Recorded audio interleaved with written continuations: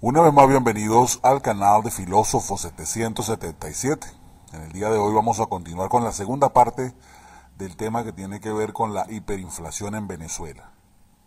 Y quiero citar un reporte que hace el economista Leonardo Vera desde su perspectiva y óptica de lo que tiene que ver la hiperinflación en el país desde el comienzo de la historia venezolana, desde cuando realmente se vivió la tasa de inflación, las primeras tasas de inflación que fueron objetivo de estudio en las principales universidades del mundo. Desde 1979 la economía venezolana registra tasas de inflación anual de 2 o 3 dígitos. Peligrosamente ha ingresado en una fase donde la enfermedad comienza a agudizarse y amenaza con llegar a una gravedad extrema, donde tendría que hablarse de hiperinflación. El doctor o PhD en Economía de la Universidad de Londres, Leonardo Vera, quien es profesor titular de la Cátedra de Macroeconomía de la Universidad Central de Venezuela, considera que el país debe aplicar una medicina que acabe en poco tiempo con el mal, y afirma que el tratamiento que se está aplicando en Venezuela no es compatible con un programa de recuperación que apueste a la expansión. Cito las palabras literales del doctor Vera.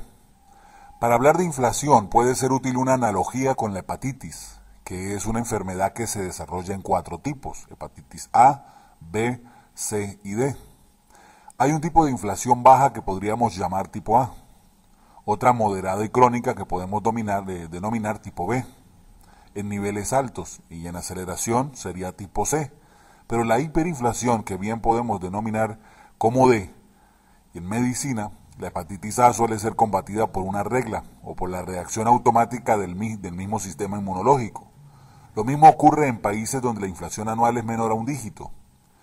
En cierto modo, los bancos centrales tienen una función de reacción que los hace mover la tasa de interés y el nivel de demanda de bienes y servicios de manera automática. Cuando llegas a la hepatitis D, los medicamentos más fuertes no funcionan y los médicos pueden llegar a recomendar incluso un trasplante de hígado, lo que en el plano económico se asocia en este momento con un trasplante de moneda. Por eso es común encontrar en eventos de hiperinflación reformas monetarias que al final conducen a la adopción de una nueva moneda como el dólar. El economista Vera considera que Venezuela está entrando en un proceso de hiperinflación y lo peor aún no se ha visto. Las métricas más populares es de Philip Kagan, que señala que el proceso se inicia cuando la tasa se ubica en un 50% al mes. Desde la Segunda Guerra Mundial, distintos episodios de hiperinflación han ocurrido en toda América Latina, en países como Bolivia, Perú, Argentina, Brasil, Uruguay y Nicaragua. El último gran caso de hiperinflación la vivió Zimbabue, que comenzó en marzo del 2007 y terminó a comienzos del 2009. Más allá de la métrica, ¿cuál es la sintomatología de esta hiperinflación? Bueno, él considera que los precios comienzan a subir vertiginosamente porque se entroniza una expectativa en todo aquel que tiene la facultad de fijar un precio, de que los ajustes se harán más fuertes y más frecuentes. El combustible proviene de la impresión desordenada de dinero y o la desesperación del tipo de cambio. En Venezuela, en estos momentos, ambas cosas están activas. El Banco Central imprime billetes a la lata y por otro lado los que viven en la frontera buscan hacerse de los pesos de manera más fácil, ya que con los pesos y la devaluación que se vive es más fácil sobrellevar la situación económica. La sequía de dólares en el mercado cambiario es absoluto un medio de inundación de bolívares que nadie quiere. Por eso se le ha propuesto al gobierno varias veces que libere el control de cambio, cosa que se ha negado a hacer. Es decir, ellos insisten en enfermar aún más el hígado cuando está enfermo de hepatitis y le siguen dando picante y le siguen dando grasa y le siguen dando todas las cosas, esperando que con algunas medicinas que ellos o pastillas que ellos quieran generar se elimine la hepatitis, pero la causa de los males siguen ahí. Cuando se combinan estas dos cosas, inmediatamente se genera una presión en el mercado paralelo de divisas, por donde está transitando la mayor parte de las operaciones cambiarias. Si le preguntamos por qué considera que el mercado paralelo tiene tanto peso, él nos dice, la cuenta es muy sencilla. Durante el tiempo que estuvo activo el DICOM, vendió 100 millones de dólares al mes. Se apuntaba a 1.200 millones en el año, en un país que va a culminar con importaciones por el orden de 14.000 millones de dólares. ¿Dónde están los otros 11.000 o 12.000 millones? tendrían que estar transándose a través del DIPRO, cuyo registro no conocemos, o por el mercado paralelo. Con seguridad, en el sistema DIPRO se está transando mucho menos que esa cantidad de dólares. Para que me entiendan en criollo, el doctor Vera está diciendo que obviamente se refleja fácilmente la ausencia de dólares que ellos dicen tener, y se cree de que los mismos que están manejando el cambio del cambio monetario es el mismo gobierno. ¿Para qué? Porque a ellos les conviene comprar un dólar a 10 y venderlo en el extranjero a 100.000 bolívares. Obviamente están ganando una cantidad inmensa por cada transacción que ellos disimuladamente hacen en sus ministerios o organismos, ¿sí? Todos apañados gracias a la oscuridad de este régimen. Señaló también que hay una inundación de bolívares, es decir, que el Banco Central de Venezuela está creando más dinero para financiar el gobierno. ¿Por qué se está agravando la situación? Bueno, en términos reales, los ingresos que recolecta el Estado están cayendo dramáticamente. El impuesto sobre la renta se cobra con rezago de un año. El aumento de la unidad tributaria no está compensando adecuadamente la erosión que está causando la inflación. Al mismo tiempo, la recesión impacta las importaciones y la recaudación de los impuestos de aduanas impacta las ventas y la recaudación del IVA en términos reales. Por otro lado, para nadie es un secreto que Venezuela se encuentra aislada financieramente. Lo que le preguntamos, es evidente que el ingreso proveniente de los impuestos no petroleros está cayendo en términos reales. ¿Qué está ocurriendo con los petroleros? Los ingresos fiscales petroleros se han desplomado también, nos dijo.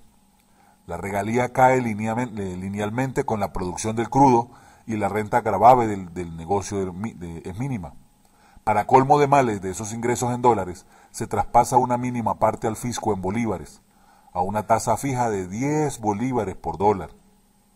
Entre colegas no llegamos a un consenso, pero todos estamos claros en que prácticamente PDVSA no está declarando transferencia por impuestos sobre la renta, y tampoco sabemos qué está pasando con las regalías. La tributación petrolera parece estar cayendo dramáticamente. Algunos economistas se inclinan por estimar una cifra que va entre el 0 y el 10% de los ingresos ordinarios. Y eso es un cambio dramático en un país que estuvo acostumbrado a que esta relación estuviese entre un 40 y un 50%. Como el gobierno tiene muy poco acceso al mercado financiero internacional, están apelando cada vez más a la emisión de dinero, y por eso los agregados monetarios están creciendo a una velocidad que no habíamos visto nunca en el 1000% interanual. A lo que surgió la siguiente pregunta. A la inundación de bolívares y a la presión en el mercado paralelo de divisas se añade otros factores como el ritmo del incremento del salario, que también acelera la inflación. Y él nos contestó: mi temor es que otras cosas también puedan inyectarle combustible a este incendio.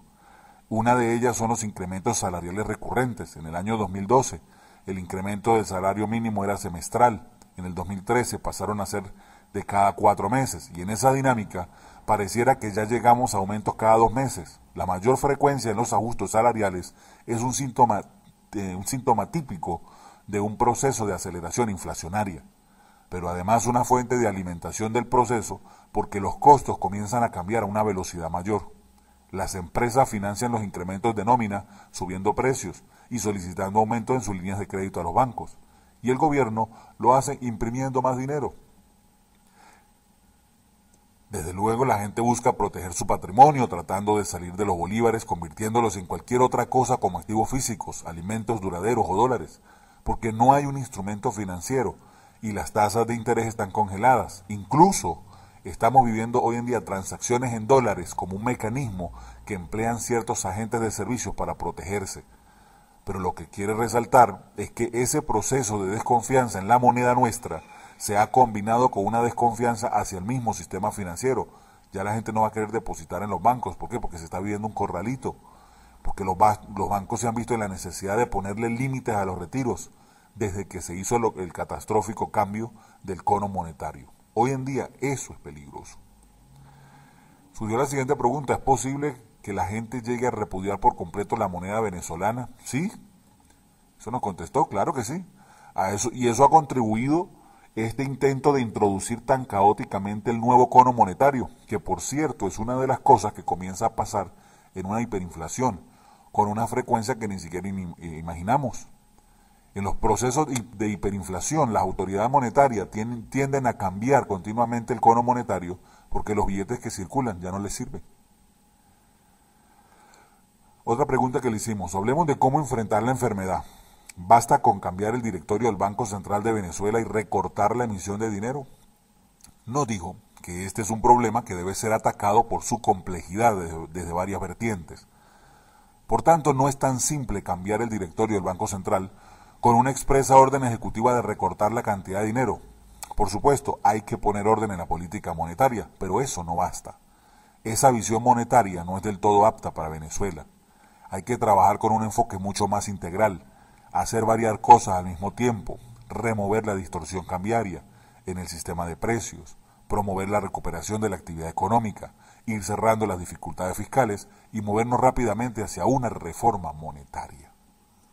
Ante la pregunta de cómo abordar el tema cambiario, nos dijo, hay que acabar con la distorsión cambiaria. Venezuela no tiene ni siquiera un mercado de cambio preciso en este momento. El mercado paralelo es ilegal. Debemos construir un mercado cambiario líquido, de libre acceso, con una cotización única, no sobrevaluada y creíble, que no genere expectativas de devaluación, es decir, que el público sienta que es un tipo de cambio que incluso frente a cualquier eventualidad del Banco Central pueda defender a Venezuela. Quizás deba flotar en un inicio, buscando que el mercado marque la cotización inicial. El mercado paralelo podría quedar legalizado para ciertas transacciones del portafolio. Pero le preguntamos, ¿esto no requiere un aumento importante de las reservas internacionales? A lo que nos respondió, ciertamente. Para eso es necesario reconstruir un fondo de reservas internacionales.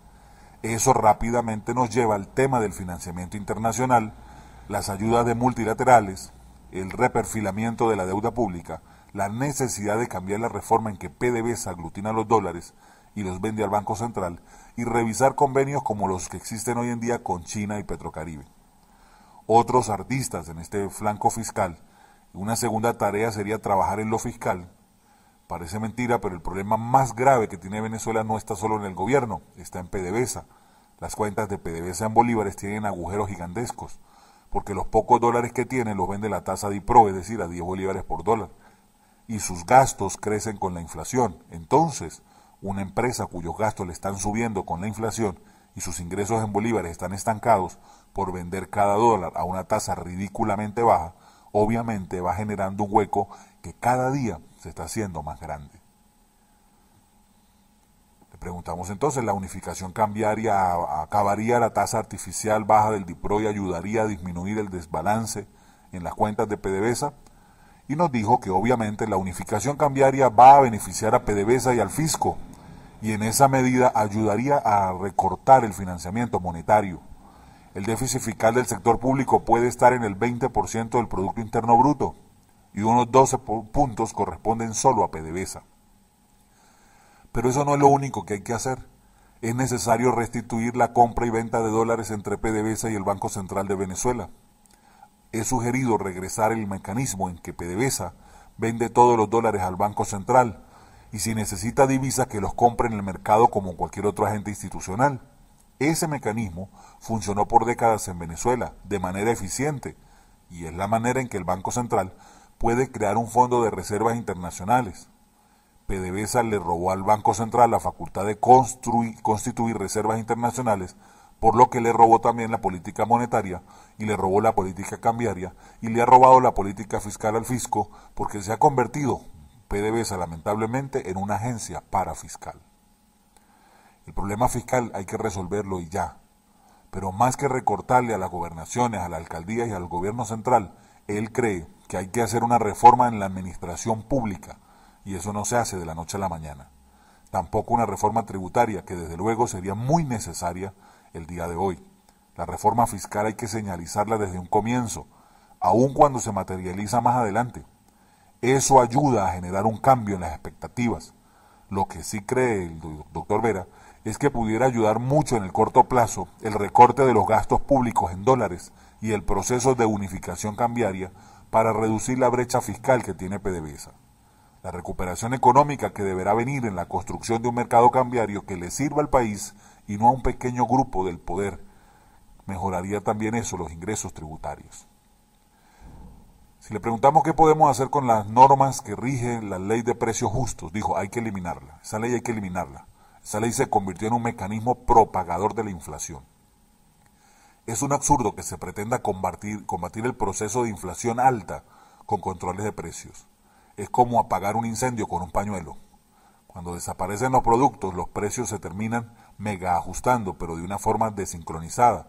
Un día el precio de la harina de maíz, otro día el de la harina de trigo, y cada rato hay ajustes de precios desincronizados. Eso se convierte en un mecanismo propagador de inflación. Además, si no tienes precios controlados, debes trabajar con un margen de ganancia que no supere el 30%. Lo que le preguntamos, si el margen de ganancia del 30% actúa como incentivo para un aumento constante de los productos no controlados, y nos dijo que el margen fijo del 30% es un mecanismo que también propaga la inflación. Las empresas y los comerciantes se han ajustado a ese margen y cada vez hay un incremento de costos, modifican los precios para proteger ese margen. Date cuenta que las empresas reciben impactos de costos todos los días, por lo tanto incentivan para ajustar precios todos los días. Ese mecanismo está en contrasentido. Cuando le preguntamos, uno de sus planteamientos ha sido la reforma monetaria, ¿en qué realmente consistiría esa reforma? El economista nos respondió, el venezolano perdió ya la confianza en el bolívar. Lo utiliza porque es el medio de pago obligatorio, pero no tiene ninguna otra razón para hacerlo. Perdió su propiedad de reserva de valor. Una reforma monetaria consiste en traer una moneda nueva que genere confianza. Algunos han hablado de pasarnos al dólar, pero el problema que tiene Venezuela para pasarse al dólar es que en Venezuela los dólares no abundan. No tenemos dólares para ir a una dolarización.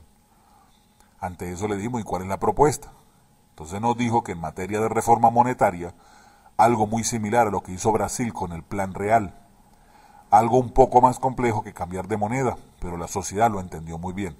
Primero ellos crearon una unidad de cuenta muy parecida, por ejemplo, a la unidad tributaria, y promovieron el marcaje de las transacciones de dicha unidad. A esa unidad se le llamó unidad real verdadera, de manera que los precios no se marcaban en cruceros, sino en la unidad real verdadera. La unidad real verdadera tuvo una paridad con el dólar. Una unidad real verdadera era igual al dólar, pero su valor en cruceros se ajustaba diariamente de acuerdo a un prorrateo de la tasa de inflación mensual calculada por el Banco Central de Brasil. El cruceiro perdía cada día valor contra la URB, pero la URB, 1 igual con dólar, al poco tiempo la gente comenzó a hacer solo transacciones en URB y como tenía paridad fija con el dólar a razón de 1 con 1, funcionó como un ancla y desde allí Brasil estabilizó su economía. ¿Qué busca la introducción de esta nueva unidad de cuenta? La idea, según él, era lograr un sistema de indexación perfecta en una primera etapa y la sincronización en el ajuste de todos los precios, porque una vez que los precios se ajustan sincronizadamente al mismo tiempo y la gente usa una unidad de cuenta anclada al dólar, no hay necesidad de más ajustes y la inflación cae abruptamente. Al principio no todos se plegaron al mecanismo, pero poco a poco se dieron cuenta de que era ventajoso porque la unidad de cuenta era igual al dólar, prioridad 1 a 1. Por lo tanto, respecto al dólar siempre mantenían la misma paridad, mientras que el cruceiro perdía valor todos los días. Y lograda la sincronización perfecta y el descenso de la inflación, ¿se puede introducir una nueva moneda? Así es. Después de 3 meses de introducida la unidad real verdadera en Brasil, la inflación cayó a un dígito y fue cuando el presidente Enrique Cardoso, quien estaba al frente del Ministerio de Hacienda, introdujo una nueva moneda real, el real, con paridad 1 a 1 con el dólar y con la paridad respecto al cruceiro a la que había llegado al último día de la conversión. Se dolarizó la economía porque la unidad de cuenta estaba anclada al dólar sin utilizar dólares. Por eso digo que el esquema funge como una dolarización indirecta. Desde ese año 1994, Brasil no ha vuelto a sufrir una inflación que pase de 2 dígitos. Le preguntamos también si se mantiene la posibilidad de devaluar en caso de ser necesario, ¿no se asume entonces una camisa de fuerza como la que tiene Ecuador con la dolarización? Exactamente. De hecho, lo que pasó en Brasil es que se comenzó a apreciar la moneda, un error que pagaron años más tarde, pero que el plan real fue tan exitoso que Cardoso renunció al Ministerio de Hacienda y ganó así las elecciones presidenciales en 1994. El real se constituyó en una moneda creíble y confiable para todo Brasil. La situación de Brasil no era más sencilla que la venezolana, según él dice que no. No conozco una catástrofe peor en todos pocos años en Latinoamérica como la venezolana. Desde luego, nuestro caso es más complejo que el brasileño.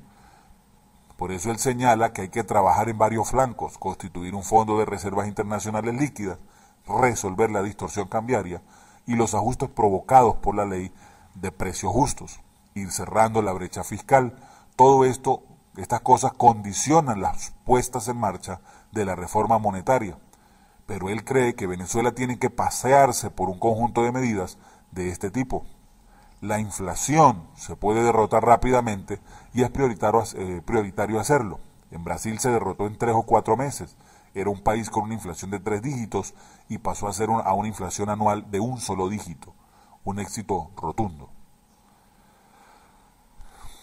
No se puede cortar abruptamente el financiamiento monetario sin crear una crisis de liquidez. Por eso algunos piensan que se necesitará graduar y por tanto, en caso de una reforma, la inflación irá bajando paulatinamente. Eso dijo él, que ha sido cierto, que él fue el primero en advertirlo. El recorte abrupto del financiamiento monetario sin nada más en el menú es casi imposible e incluso puede ser contraproducente. Pero si lo haces en forma gradual, él admite que puedes ir bajando a una inflación mensual de un 200%, luego un 80%, y a los 3 o 4 años quizás llegar a un solo dígito. Ese es más o menos el planteamiento si se va por esa vía. Si estás en una transición política, no veo cómo un gobierno puede ganar apoyos con planes a paso de tortuga. Solo en una férrea hegemonía, la población podría soportar semejante letanía. El planteamiento que él hace es que hay que matar la inflación rápidamente, pero que necesitamos un tratamiento agresivo. Y si no lo hacemos ya, la hiperinflación genera un deslave que lamentaremos por todas las generaciones. Le preguntamos también si esa estrategia podría ser compatible con el plan que impulsa el crecimiento de la economía y permita que la población recupere la capacidad de consumo, y nos dijo que sí. Sin duda la recuperación del consumo y de la inversión, lastimados por la aceleración inflacionaria, es muy importante. Lo que estamos proponiendo se inscribe en el marco de una economía que apuesta por la expansión. Hemos hablado de crear un fondo de reservas y un mercado cambiario funcional para poner fin a las restricciones de divisas. Las empresas van a producir más en el momento en que se elimine el control de cambio y pueden aumentar así las importaciones y contar con más insumos y materias primas, pero ciertamente hay que tomar medidas para ayudar a que aumente el consumo, especialmente en los estratos más bajos cuyo poder de compra ha sido aniquilado. Ante eso le preguntamos cómo se lograría esto y nos dijo: en la expansión el salario mejora, pues los beneficios crecen y la productividad es procíclica, pero Venezuela necesitaría también un fondo de emergencia para instrumentar unos buenos programas de transferencias condicionadas o no a la población en pobreza extrema. Este tipo de programas ya existen en todos los países latinoamericanos y son avalados por organizaciones como el Banco Mundial y el Banco Interamericano de Desarrollo. La idea de este economista es que una agencia nacional de desarrollo se podría encargar del diseño, el monitoreo y la supervisión de todos los planes sociales, mientras que la ejecución estaría en manos de los ministerios. El programa de recuperación de la economía con inflación baja no tiene por qué ser recesivo o de restricción del consumo. Bien, eso es todo por ahora. Esa fue la reflexión que les dejo, el análisis que se hizo, gracias a este economista, doctor Vera, quien nos hace ver desde una perspectiva clara el posible tratamiento a cómo salir de la hiperinflación. Les habló su hermano y amigo Filósofo 777. Si aún no te has suscrito a mi canal, te pido que te suscribas, que me regales un like y que compartas este video. También me gustaría que me sigas en mis redes sociales a través de Facebook, facebook.com/filósofo777USA, que me sigas a través de mi cuenta de Twitter y en Instagram a través de @filósofo777USA. Bendiciones.